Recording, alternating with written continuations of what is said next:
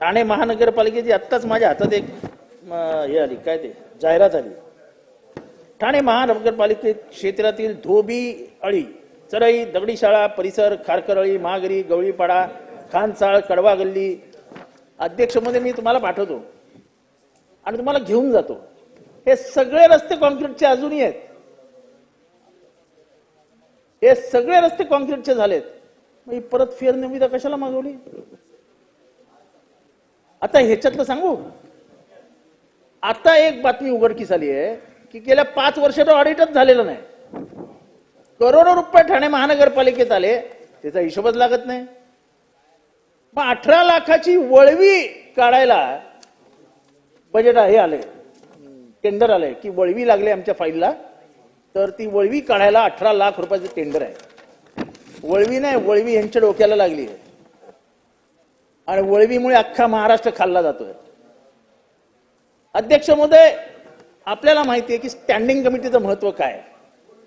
आपण तर महानगरपालिका चालवणारी माणसं आहात. तुम्ही, मिस्टर प्रभू, मिस्टर शेलार, महापालिका कशी चालवायची बोटावर, हे सगळं तुम्हाला माहिती आहे.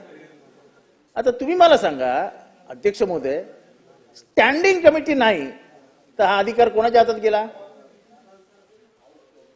म्हणजे आयुक्ताच्या मनात येईल ते, आणि त्याला फोन कुठनं येणार? इथल्या 6व्या मजल्यावरनं. झालं टेंडर ओके, हा ओके, तो ओके. भ्रष्टाचार होऊ दे, नाही तर वाटेल ते होऊ दे, चेकच नाही. 5 वर्ष स्थानिक स्वराज्य संस्थेच्या निवडणुकाच नाहीत, ही एक धक्कादायक बाब समोर येते. अध्यक्ष महोदय, आपल्याला लाज वाटली पाहिजे. MMRDA आपल्या पालिका क्षेत्रातलं सर्वात श्रीमंत संस्था होती. आज आपल्याला त्याच्यासाठीही सपोर्ट सिस्टीम तयारी करावी लागते. पैसेच गायब झाले MMRDA मधनं, आणि MMRDA भ्रष्टाचार करतं असा आरोप मुंबईतनं कोणी केला नाही, युरोपमधनं झाला. आणि युरोपमधल्या राष्ट्रांनी आपल्या पंतप्रधानांना आणि डिप्लोमॅट्स थ्रू भारताला कळवलं की आमच्याकडे पैसे मागितले आणि पैसे घेतले. MMRDA कडनं ही अपेक्षा, आणि त्याच्यावर चौकशी वगैरे काय लावायची? काय नाही, लक्ष पण नाही. अध्यक्ष महोदय, आमच्या इथे एक नवयुगा नावाचा कॉन्ट्रॅक्टर आहे. हा नवयुगावाला मग कोण? तर मध्यंतरी माहिती आहे, ते बांधत होता बोगदा, तो बोगदा मध्येच कोसळला आणि 50-60 लोक मध्ये अडकली. त्याचा करता करविता नवयुगा. आणि आता ह्या नवयुगाला MSRDC असू दे नाही तर MMRDA असू दे, सब कुछ नवयुगा, नवीन युगच उघडलं त्यांनी. कुठलीही परमिशन नाही आमच्या इथल्या कोस्टल रोडला. त्या कोस्टल रोडला NOC देऊन त्याची वर्क ऑर्डर काढण्याची तयारी सुरू केली MMRDA ने. केंद्राची एकही परमिशन आलेली नाही. अध्यक्ष महोदय, आंधळ दळते कुत्रं पीठ खाते. अध्यक्ष महोदय, अध्यक्ष महोदय, सगळ्यांनीच सांगितलं ही सिडकोची परवडणारी घरं, आर्थिक दुर्बल आणि असे अल्प उत्पन्न गट वगैरे वगैरे वगैरेंसाठी घर आहेत. घर कितीला माहिती आहे का अध्यक्ष महोदय? 72 लाखाला एक घर, परवडणारी घरं 72 लाखाला. आणि 72 लाखाची घरं विकण्यासाठी म्हणून आपण 400 कोटी रुपयाची जाहिरात केली.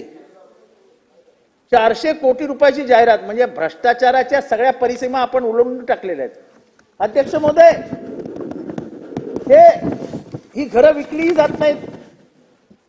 ज्यांनी बुक केली आहेत ते आमच्याकडे येत आहेत की आमचे पैसे 1.5 लाख रुपये अडकलेत, ते परत घेऊन द्या. सिडको तेही द्यायला तयार नाही. पण अध्यक्ष महोदय, याला न्याय कोण देणार? हा जो भ्रष्टाचार वाढायला लागलाय, हा थांबवणार कसा आपण? अध्यक्ष महोदय, मी एक भ्रष्टाचाराचा नमुना सांगतो. मुंबई महानगरपालिका एकूण 227 पैकी 110 भूखंडांच्या भाडेपट्ट्यांची नूतनीकरणाची कारवाई झालेली. आता आपण मुंबई महानगरपालिकेचे हे योग्य आहे का? याच्यात भ्रष्टाचार नाही का? हा नूतनीकरण करायला तुम्हाला किती वेळ लागतो या भूखंडांचा? पण करायचंच नाही, फक्त पैसा पैसा पैसा पैसा. भ्रष्टाचाराने पोखरली गेली आहे मुंबई महानगरपालिका. आणि आम्ही काम करतो असं सांगून तुम्ही मुंबई महानगरपालिका लुटून टाकली. त्याचे असलेले डिपॉझिट सोडवून टाकले. अध्यक्ष महोदय, मुंबई महानगरपालिकेवर जी परिस्थिती आली आहे त्या परिस्थितीला कारणीभूत सरकार आहे आणि या सरकारने जे स्थानिक स्वराज्य संस्थेचे हाल केलेत ठाण्यामध्ये आम्ही बघतो साहेब, कंट्रोलच नाही. इथनं फोन आला दे टेंडर, तिथनं फोन आला दे टेंडर. अरे काय लावलंय काय? लोकनियुक्त प्रतिनिधी असली तर थोडासा अंकुश असतो, पण तो अंकुश असूच नाही. फक्त 6वा मजला आणि कमिशनर यांचा हॉटलाईन असावी अशी इच्छा असणाऱ्यांना ही निवडणूक नको आहे. पण त्याच्यामुळे नगरीचे हाल होत आहेत. अध्यक्ष महोदय, सगळ्यांनी पाण्याचा प्रश्न उचलला. पाण्याचा प्रश्न फार गंभीर होत चाललाय. आपण मोठे मोठे रस्ते बांधतोय, मोठे मोठे पूल बांधतोय, मोनोरोल, मेट्रो रेल, अमुक रेल, तमुक रेल. लोकसंख्या वाढणार आहे, पाणी कुठून आणणार आहे? आपलं प्लॅनिंगच नाही पाण्यासाठी. ठाण्यामध्ये तर तुम्हाला भीक मागावी लागते एक एक एजन्सीकडे जाऊन.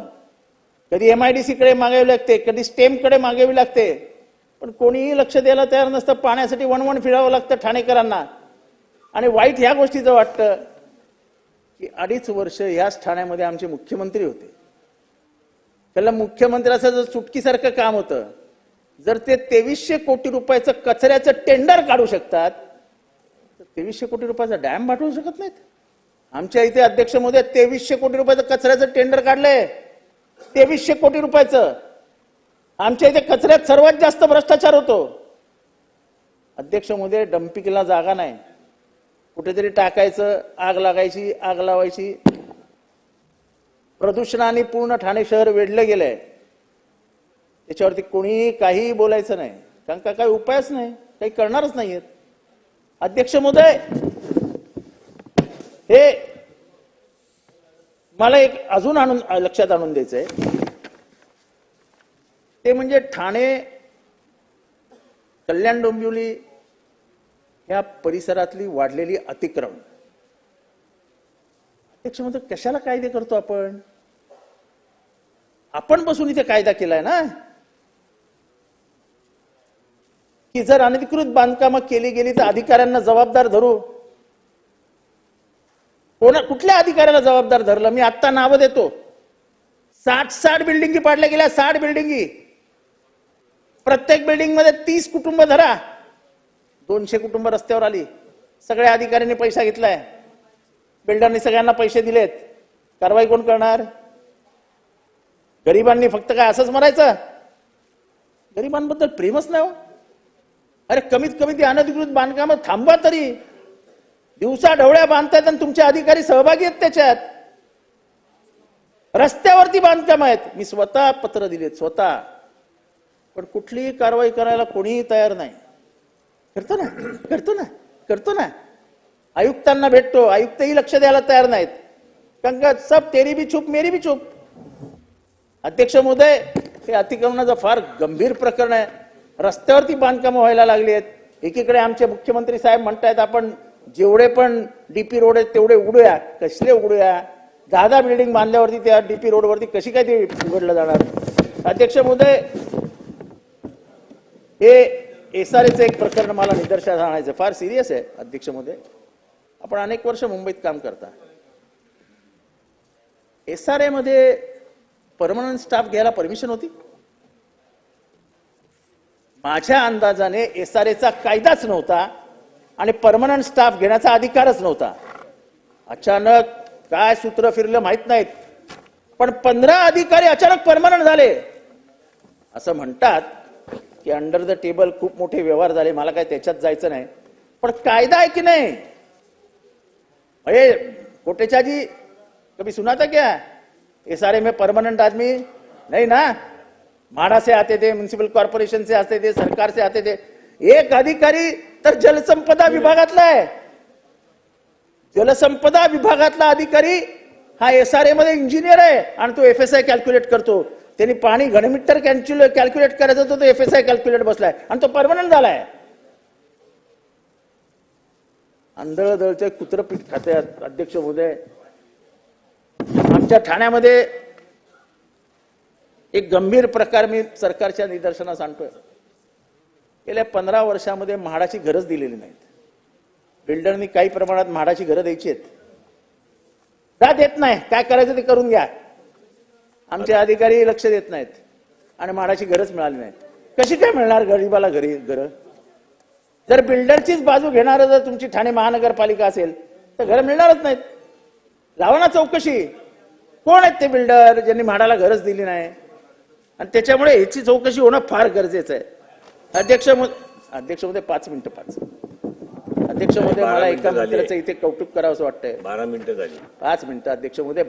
जे आम्ही 6 जण आहोत त्या 6 जणांना वेळ द्या असं अध्यक्षांनी 6 जणांचा सांगितलं. प्रश्न नाही, समोरच्या बाजूची बघायला. अध्यक्ष महोदय 6 जणांना टाइम द्या असं अध्यक्षांनी सांगितलंय ना. प्लीज. अध्यक्ष महोदय, मला एका मंत्र्याचं इथे कौतुक करावं असं वाटतं. अध्यक्ष महोदय, असं का होतं की दरवेळेस बजेट मांडताना मागासवर्गीयांच्याच बजेटला कात्री लावली जाते आणि जो कॉन्स्टिट्युशनली रॉंग आहे, संविधानिक अधिकार नाही. आणि म्हणून शिरसाट साहेब, मनाचा मोठेपणा आहे माझ्या, पक्षविनिवेश बाजूला ठेवावा लागतो. जेव्हा ज्यांच्यावर अत्याचार झालाय, ज्यांच्यावर अन्याय झालाय, पिछड़ा कुचला, उसके हक और अधिकार के लिए अपने में कोई राजनीतिक भेदभाव नहीं होना चाहिए. मैं आज दिल की गहराइयों से आपका अभिनंदन करता हूं कि आपने बहुत कड़क मुद्दा उठाया कि तुम मेरा निधी नहीं काट सकते हो, तुम्हारा अधिकार नहीं है. कोणीतरी हे जबरदस्ती बोलायला पाहिजे होतं, ह्यांना ऐकवायला पाहिजे होतं. ह्यांना वाटतं आपलीच सत्ता आहे, आपण करू तो कायदा. पण मला अभिमान वाटतो की डॉक्टर बाबासाहेब आंबेडकरांच्या एका लेखनाने आपल्या समाजाचा निधी मी तुम्हाला कापू देणार नाही ही भूमिका घेतली. या भूमिकेमध्ये आम्ही सगळे तुमच्या बरोबर. धन्यवाद. अरे काय बजेट तुमचं आहे काय? संग्राम. अध्यक्ष महोदय, शेवटच्या मुद्द्यावर येतोय. अध्यक्ष महोदय, कोर्टामध्ये तर मजाच चालू आहे. बीडला एक न्यायाधीश सस्पेंडेड इन्स्पेक्टर आणि सस्पेंडेड PSI आणि ते पण संतोष देशमुखच्या केसमध्ये त्याच्यावर दारू पीत बसलेत. अरे काय आहे की नाही भीती? नाशिकमध्ये कोकाटेंना बडतर्फ केला, निवडणूक लागली तर खर्च वाढेल. अरे तुम्हाला काय करायचंय? म्हणजे काय गुन्हेगारांना माफ करणार की काय तुम्ही? म्हणजे कोर्टामध्ये पण जे काय चालू आहे ते काय बरोबर नाही. अध्यक्ष महोदय, चॅरिटी कमिशनर मध्ये तर कोण वालीच नाही हो. आमच्या इथे एक 28 एकर फॉरेस्टचा तुकडा, फॉरेस्ट, खोटी कागदपत्र रतनशी प्रेमजी ट्रस्टने दिली आणि त्या महाशयांनी फॉरेस्टची जमीन विकण्याला परवानगी देऊन टाकली. जेव्हा मी बोंबाबोंब केली तेव्हा कुठे थांबवलं आणि आता हायकोर्टाने त्याच्यावर स्ट्रिक्चर्स मारली. पण आपण जबाबदार धरणार आहोत की नाही चॅरिटी कमिशनर्सना की तुम्हाला कोणी अधिकार दिले जमिनी विकायच्या? आणि त्यामुळे परिस्थिती दुर्लक्ष झाल्यामुळे अत्यंत गंभीर होत चालली आहे. धन्यवाद. अध्यक्ष महोदय, ओबीसीवर अन्याय होतोय, विद्यार्थ्यांना अजून कपडे गणवेश मिळायला पैसे मिळत नाहीये. शेवटचे 2 मिनिटं. नाही झालं. ओबीसी शेवटचे 2 मिनिटं. संग्राम जगताप घ्या. शेवटची 2 मिनिटं अध्यक्ष महोदय, शेवटची 2 मिनिटं. अध्यक्ष महोदय, एकीकडे सांगायचं त्यांची वेळ द्या इथे. चला वेळ द्या त्यांची. एकीकडे सांगायचं आम्ही ओबीसीच्या जीवावर निवडून येतो आणि कात्री कोणाला मारायची? ओबीसीलाच कात्री मारायची. अरे ओबीसीने काय घोडं मारलं का तुमचं? अरे तुम्हाला सत्तेवर बसवलं ना ओबीसीने, त्या ओबीसीचे हालाल होताना तुम्हाला काहीच वाटत नाही का? विद्यार्थ्यांना स्कॉलरशिप नाही, PhD करणाऱ्या विद्यार्थ्यांना स्कॉलरशिप नाही, म्हणजे संग्राम जगताप सुरू कर.